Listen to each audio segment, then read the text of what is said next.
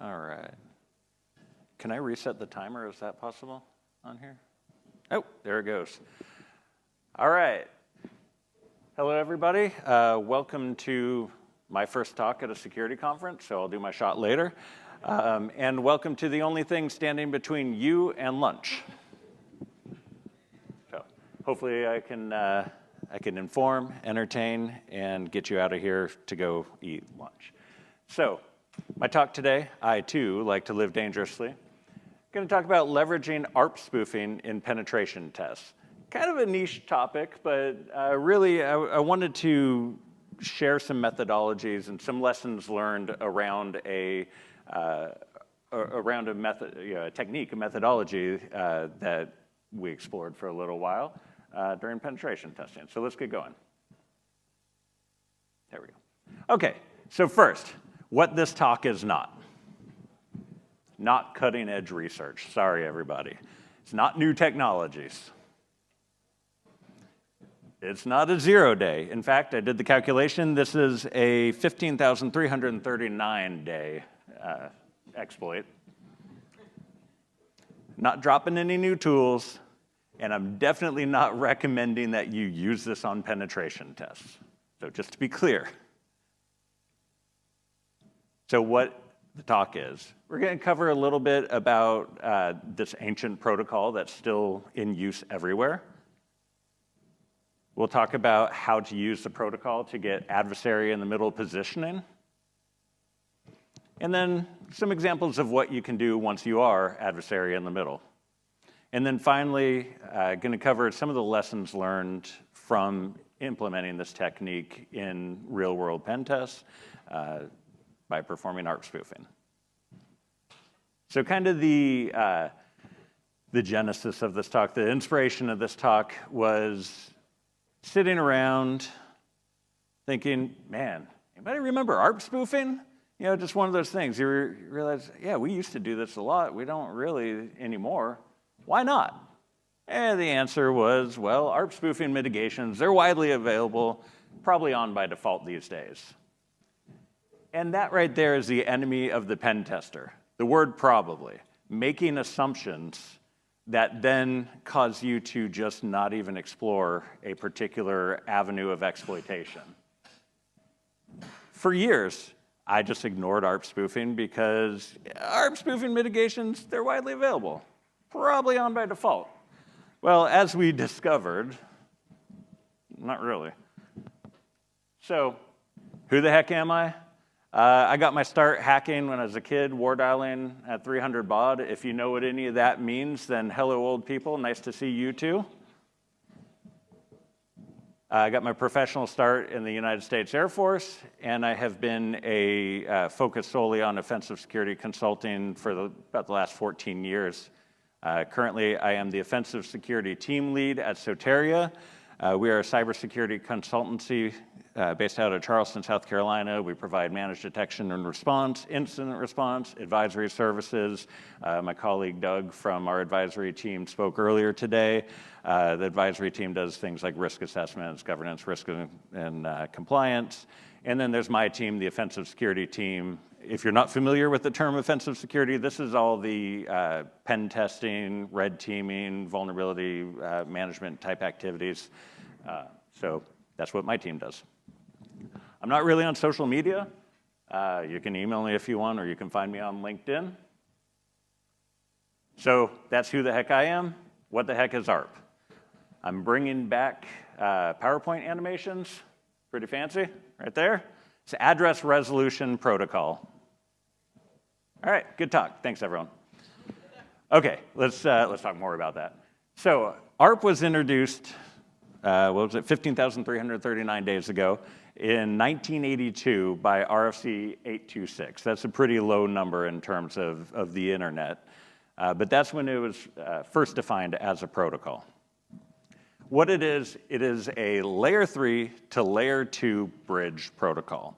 What that means, so the network layer to the data link layer, depending on the model you are using, but in more plainer terms, it translates IP addresses into hardware addresses, into MAC addresses. And I'll give a demonstration of how that works momentarily.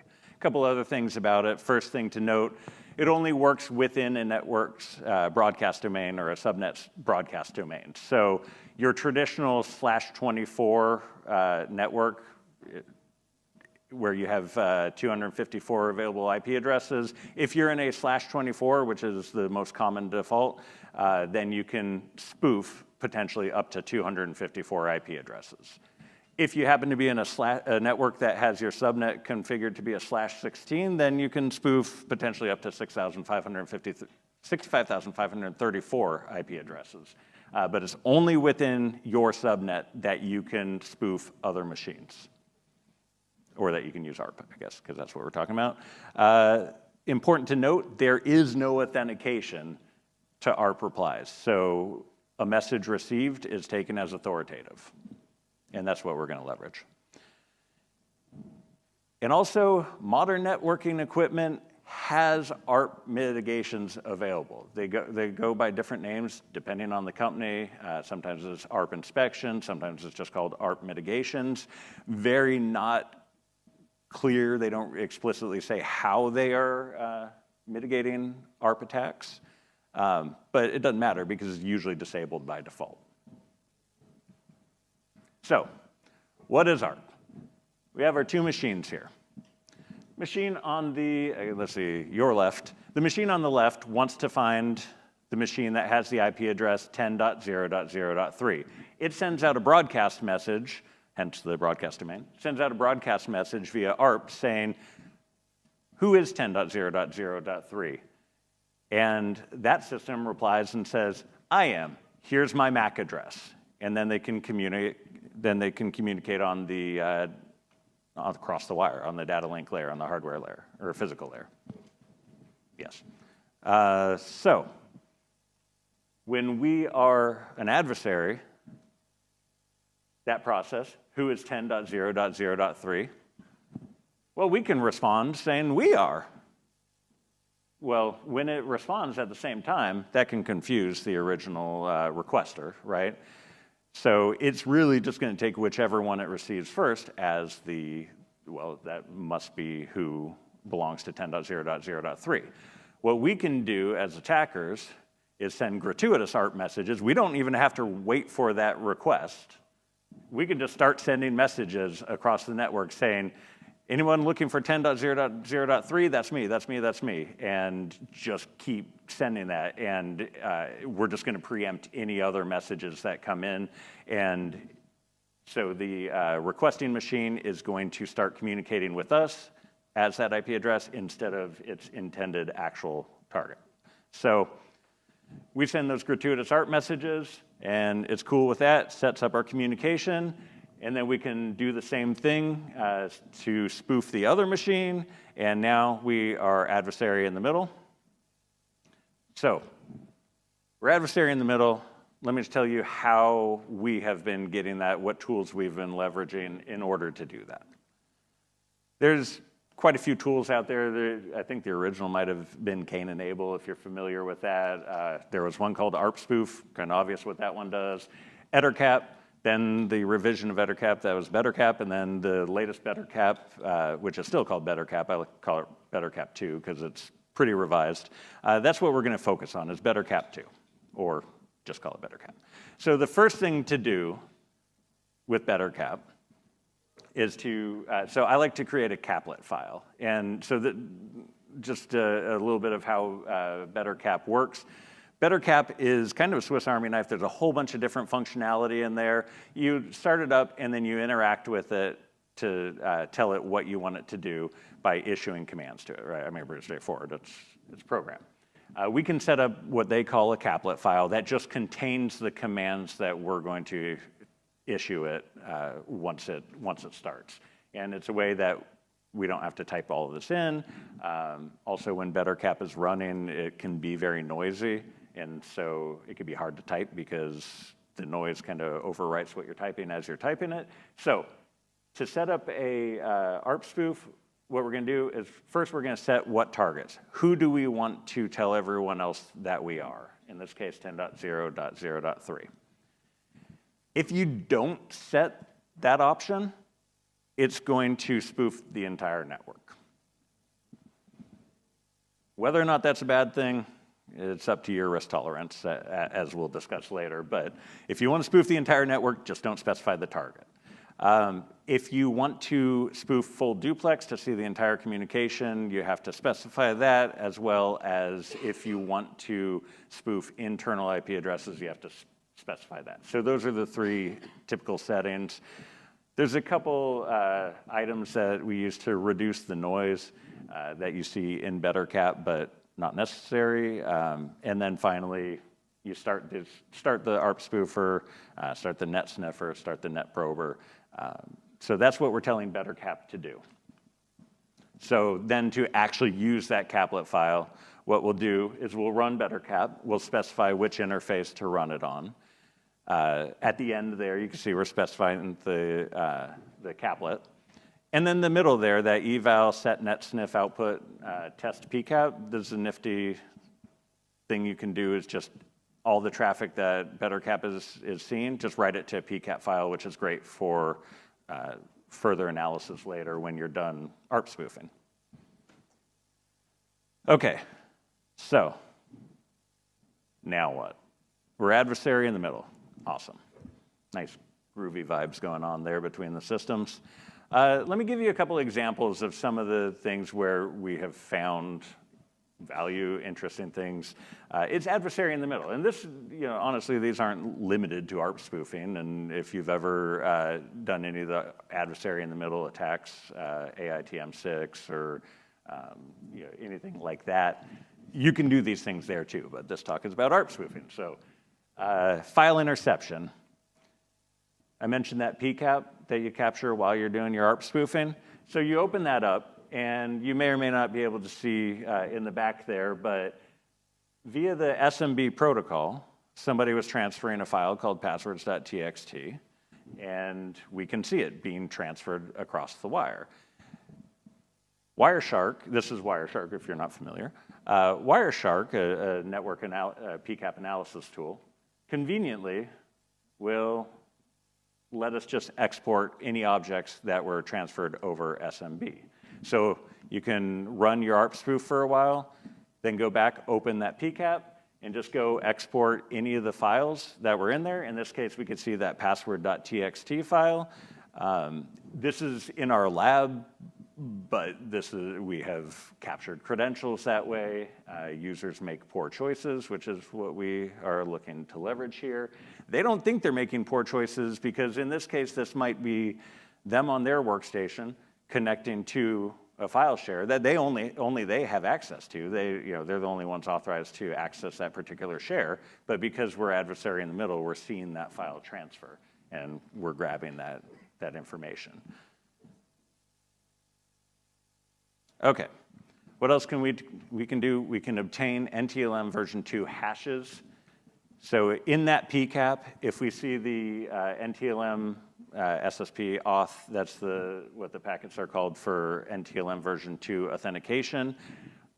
In that packet, there's enough information. There's 7 bits of information, some not being shown here, that you can use to reconstruct a NTLM version 2 hash that you can then take offline and try to crack it, right, to get their plain text password. So this is occurring anytime a user is doing something like authenticating to SMB or other services, and we are capturing those hashes. Rather than reconstruct directly from Wireshark, because it's kind of a pain because you got to copy and paste a bunch of stuff, I like to use a tool called pcreds that it just grabs those out of the PCAP for me, and then we can take that and crack it. SNMP community string, simple network management protocol. If you're not familiar, this is a protocol that can be used to configure network devices, and instead of it uses a different name for passwords, but for its passwords, it uses community strings. And when this protocol was first put out there, and then when it was renewed in version 2, it used default community strings. So everywhere, when you got a device, it would have SNMP configured, and it would have public as the default read-only community string, and private as the default read-write community string. Again, passwords. That's the only form of authentication that it uses. Well, those are transferred across the wire in plain text. So you can capture those. Now, most of the time, if it's public and private, you don't really need to capture those. You can just guess it. But if the organization went through the trouble of changing the community string, well, you can go through the trouble of getting that community string from the wire. And then you can go in and make changes to their configurations via SNMP, potentially. SNMP version 3 actually introduced authentication for SNMP. So it finally caught up. However, the passwords that are transmitted across the wire, they're hashed, but they can be brute force like anything else. I mainly mention that just because I want to give myself a shameless plug. A few years ago, I wrote a brute forcing tool for SNMP version 3 just for funsies, and you can find it on my GitHub. But when you're seeing SNMP in a PCAP, for example, right there highlighted in blue, you can see community public, okay? If it was, super secure password, 1, exclamation point, et cetera, we would still see that. If the system admins made poor choices and they use the same password for all administrative functions, and including SNMP version 2, well, now you have a password that you can spray across the network and try to get further access to other systems.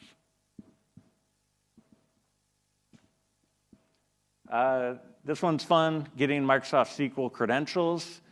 This technique basically takes advantage of some of the Microsoft SQL authentication flow. So in this case, we have our adversary in the middle, and we're sitting in between a client, a SQL client, and the Microsoft SQL database.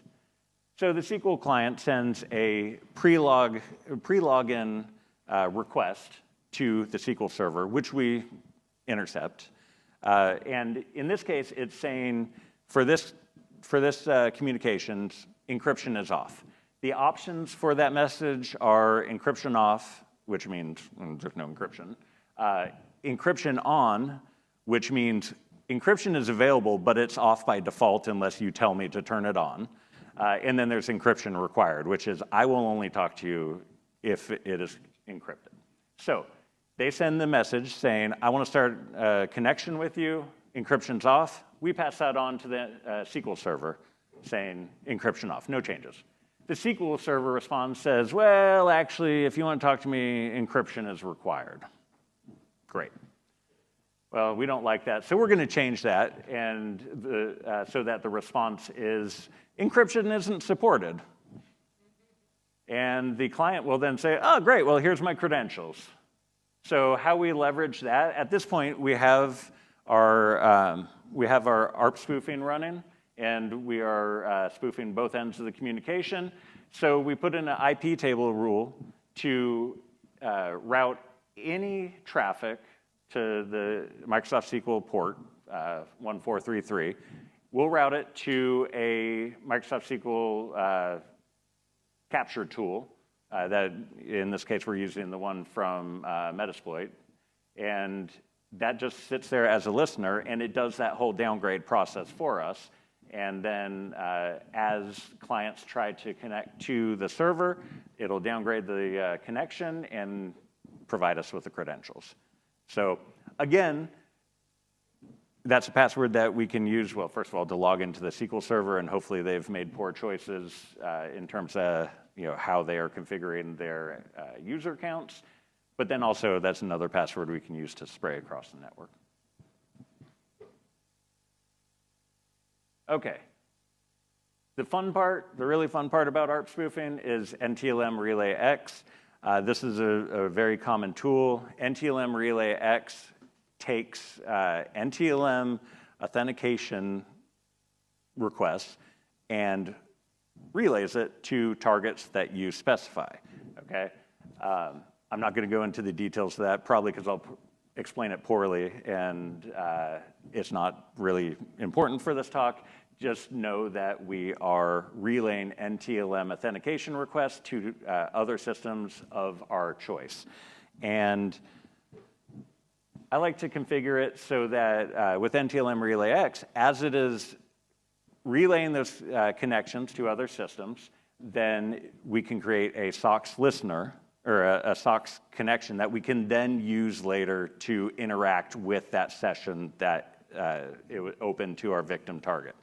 So the typical kind of workflow for NTLM Relay X is, if you've ever heard of a tool called Responder, which is a local host name resolution interception tool, basically. Typically, you will try to redirect NTLM authentication requests to our NTLM Relay X listener and onwards to our victims. In this case, we're just going to run it, and I'll explain these in just a second. But then we will also, similar to with the last one, we're going to force all port 445 traffic to our NTLM Relay X SMB server. Okay, so every NTLM authentication request that comes across the wire as we're ARP spoofing is going to be forced to NTLM Relay X and then off to our targets. So, and just background of the command we're running for NTLM Relay X. First, we specify a list of targets. These are all the systems that we are going to try to authenticate to using the intercepted authentication request. The key here is these typically have to have SMB signing not required. So if anybody out there is system administrators or defenders, require SMB signing. Configure SMB so that SMB signing is required, because that just completely cuts this off for us. But by default, SMB signing is not required on systems other than domain controllers, I believe. So those are the ones we're going to target. We're going to scan the network and look for any system that doesn't have it required, and we're going to put that in our targets list. We're going to tell the tool to open SOCKS connections, proxy connections. We're going to want to support SMB2. The -W flag, it took me a little while to learn about this flag, but as this tool is running, we'll just leave this tool running for much of the engagement. If we make updates to our targets.txt, the -W flag will update the proxy connection without having to restart, update the targets list without having to restart NTLM Relay X. And then we can tell it to write a file of any hashes, NTLM version 2 hashes that it sees. It'll write a file of those, and loot is anything else that is juicy that it intercepts during the process. Okay, so you start NTLM Relay X, you force all the traffic that's going from 445 to your NTLM Relay X SMB listener. And so in this case, I connect to a SMB server that has been ARP spoofed, and my connection is then used to also connect to all of the targets in the target list, which I happen to be admin on, and now I have admin access to all of those systems. That's local admin. So we can take that SOCKS connection, and we use proxy chains. We pass that SOCKS connection to SMB exec, which is a SMB console semi-interactive shell. We don't need a password because we already have the NTLM Relay X is holding open our connection, and that's what we're going to use. So then we connect to the target system, and because I'm admin, it executes as NT Authority system, and we own that box. Can also, same process, pass the SOCKS connection to secrets dump. If you're not familiar with SMB exec or secrets dump, they're part of the Impacket toolset, which is a very handy toolset, especially when doing things like ARP spoofing. But in this case, secrets dump, what it does, if you have the appropriate level of authentication, it just connects to the target machine, and it dumps things like local user hashes, any cache domain logins, sometimes service counts. The passwords are, they're not stored in plain text, but they're encoded in the registry. They can be unencoded. They may be encrypted. I'm not going to get into the nuance, but either way, you can see them plain text in certain situations. So very handy tool. So typically we will, one, start to crack the hashes because it's useful to have the plain text. We'll also spray that hash across the network to see where, is the local administrator password being used on every machine, that sort of thing. We'll also try to crack domain users. The cache domain logins, those are DCC2 hashes, very slow to crack. So unless they made poor choices, it's hard to crack those, but it is possible, so always worth trying. But then, of course, we're going to see what privileges that service count has. Very commonly, it has too many privileges and is a domain admin or some high privileged user account. So we'll just leverage that. All right. So that's just some examples of some of the fun things that we can do as adversary in the middle, in this case with ARP spoofing. What could possibly go wrong? That's, yeah, that's the question, right? So, minor, the client says, hey, our Teams meetings keep dropping.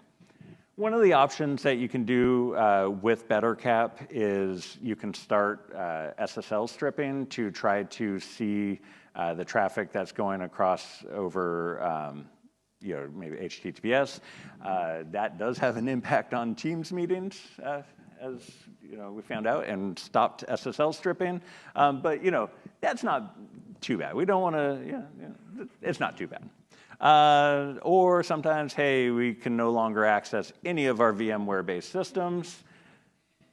Yeah, I mean, things can go wrong. The thing to remember, systems can behave unpredictably during pen tests. So, if you ARP spoof every IP in the subnet, you're multiplying your potential for issues exponentially. However, also ARP spoofing the gateway can also cause issues because you're then effectively ARP spoofing all traffic, especially when testing remotely. If you are a pen tester who tests remotely and you send your clients a small form factor PC or a virtual machine, and you start running ARP spoofing and something happens in the network, and now you can no longer remotely connect to your system, and your system is just happily ARP spoofing away, and you now have no way to kill it,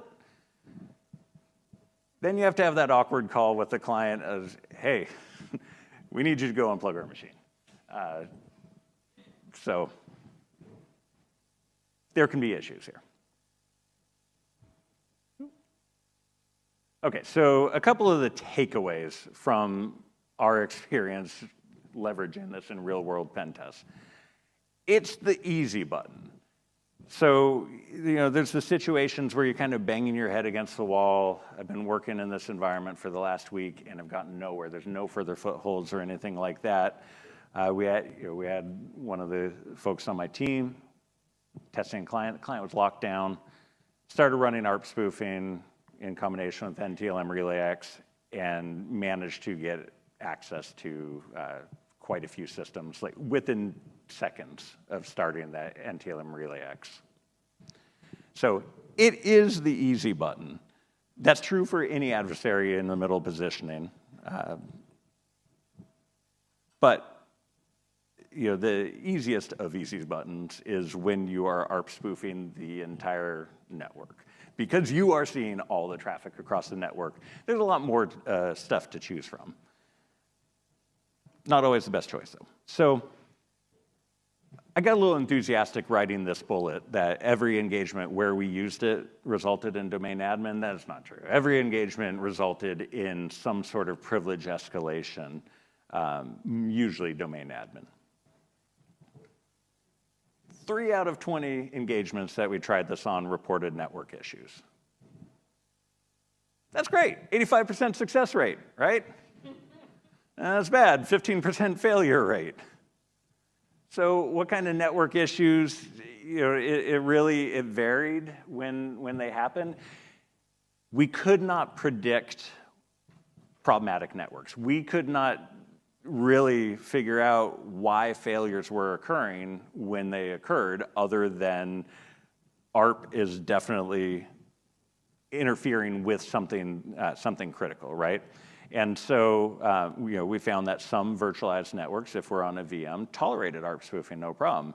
We found some virtualized networks did not like ARP spoofing at all. So it's kind of a learning process there, working with the clients to try to figure out how to effectively employ this in their network. One weird thing. ARP spoofing all targets on a /16, so again, was it 65,000 something IPs? The client didn't even notice anything. There was no issues whatsoever. So also that's a bit problematic, that they were configuring their networks to be a /16 as opposed to segmenting it down into smaller subnets, but that's not the point of this talk.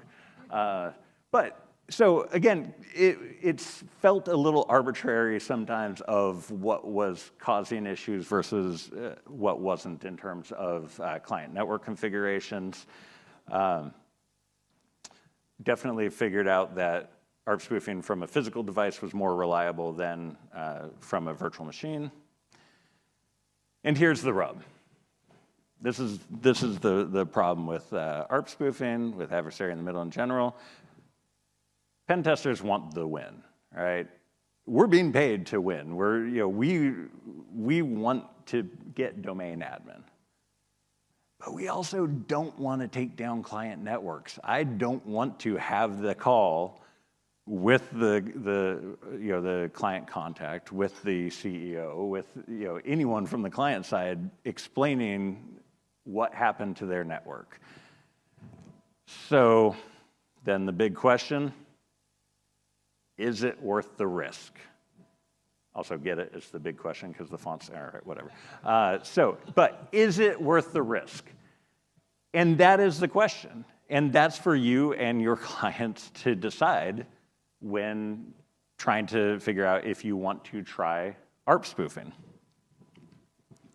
So we developed some tips or some guardrails around ARP spoofing. One, of course, is to you should be communicating with your clients as a pen tester and let them know what you're going to do. We don't always tell them exactly what we're going to do, but this is one that if we're going to employ ARP spoofing, we're going to have a conversation with them, explain what we're going to do, why we're going to do it, and the potential risks. Avoid the temptation to target all IPs in the subnet. I know I keep mentioning that you can and that we have, and we got away with not many issues, but you really should be targeting specific systems with ARP spoofing. Do all your enumeration, figure out what's what, rather than just get blanket access to the network traffic. Again, it's the easy button. If you have access to the network traffic, you can figure everything out. But target your attacks. Use the timeout command. So in those cases where you start ARP spoofing and now you can't access your system to kill it, the timeout command will save you. So we run the timeout command for to kill the ARP spoof after 1 to 5 minutes. For those of you who aren't familiar with timeout, this is a standalone binary in Linux systems. So you do timeout 5 minutes, and then your command that you're going to run. So if the command is still running after 5 minutes, it just kills it. And this is the backup if, for some reason, you lose access to the system doing the ARP spoofing. It's going to kill it. And the thing to note about ARP spoofing, when we're sending all those gratuitous ARP messages and we're just bombing the network with messages to direct traffic to us, the second we stop that, the network just, this is too definitive, but I'm going to say it anyways. The second we stop that, the network goes back to normal and everything works perfectly again. Usually, there's some caveats there, but generally speaking, if we're not sending those gratuitous ARP messages, then normal ARP communications is going to resume, and systems will be able to begin talking to each other again as normal.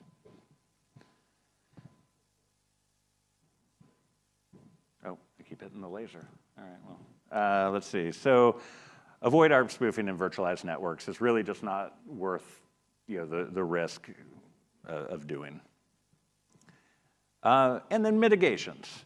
So not everybody in here is a pen tester. Some people are on different sides of the screen there. So let's talk about mitigations. It's not really a satisfying answer. So first of all, standard adversary in the middle mitigations apply. Use secure protocols, SSH, HTTPS. SMB version 3 will prevent that file interception, or can prevent it depending on how you have it configured, but it'll prevent that file interception. SNMP version 3, again, harder to capture those plain text passwords. Use Kerberos for Windows authentication. Things are moving that way, and that's not to say there aren't attacks on Kerberos, but and what we are doing with this process, at least, is leveraging NTLM for the most part. Implement ARP mitigations on networking equipment. So again, they don't really say how they're mitigating it or what they are doing. We had a client who turned it on and sent me a message saying, yeah, we turned that back off because it took our entire network down when we turned on ARP mitigations. Okay, well, don't know to tell you in that case. You can also implement static ARP tables, and what this is just manually defining this IP address equals this MAC address. You can set that up for critical systems. It is a lot of work to do, and if any changes in the network happen, then you have to modify that. But you can specify to systems what is what, so that they don't listen to those gratuitous ARP messages. Hey, anybody remember IPv6 and how that was going to change the world? So IPv6 has Secure Neighbor Discovery Protocol, which is their version of ARP. And it supposedly does that securely, does the translation securely. There are a few attacks from what I've read. I've never tried them, so I'm not going to talk about them, but it's not a perfect protocol. But IPv6 does have mitigations natively against ARP spoofing. Well, ARP's not even in there, so. Or, you can always just accept the risk of ARP spoofing. It's a bit problematic because ARP should be very easily detectable. I mean, it not even should be. It is. Just monitor the network and look for a lot of ARP packages, above and beyond the normal. But I don't think people are really monitoring for ARP spoofing. It's a sort of niche. So the client up there who turned on ARP mitigations and then dropped to, had that crash his network, came back to me and said, we're accepting the risk. I said, okay, great. Well, that's your choice. However, just yesterday, weirdly, I heard from our team that he went back and tried again, and they sorted out all their issues. And in this year's pen test, they had a different pen tester in there, get a different set of eyes on the environment. They had a different pen tester in there. And this was one of those clients that we were in there banging our heads against the wall. They were locked down, couldn't get anything. We finally implemented or used ARP spoofing, got one little nugget of information that we were able to then leverage into more and more access until we won. This year's pen tester apparently just gave up. And so I think that's pretty cool. He actually went through the trouble of implementing those ARP mitigations and figuring out why they weren't working, and it made the pen tester's job harder, which, again, as a pen tester, I hate that. For my client, I love that. So, yeah, so that's the mitigations aren't great. There's no one single easy answer. So yeah, we're going to leave it at that. So that is ARP spoofing. Any questions?